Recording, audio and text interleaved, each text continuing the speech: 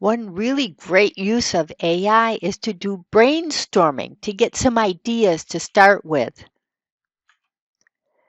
You can tell AI what it is that you're getting ideas for, what you want it for, and then it will generate some ideas for you. It knows the term brainstorming, and so that's a good way to start to use that verb. Uh, you use AI to supplement your thinking, not to replace your thinking. So, it being freezing where I am right now, I thought about this idea. Act as and I'm using the who, what, and how because it helps AI know what you expect of it.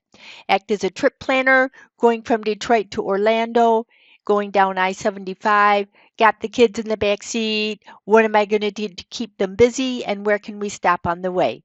Let's see what that looks like. I pre-typed it just for so you don't have to watch me make typos.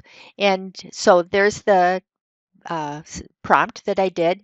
And here it gave me, it started in Michigan, and you can play such and such games. Here are some places you might stop. And it goes from state to state all the way down to Florida. You could then go back and ask a second question and say, well, give me information about how to find those places or whatever.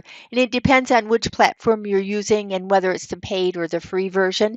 But brainstorming is a great way to get ideas from AI to get you started, and then you can go from there.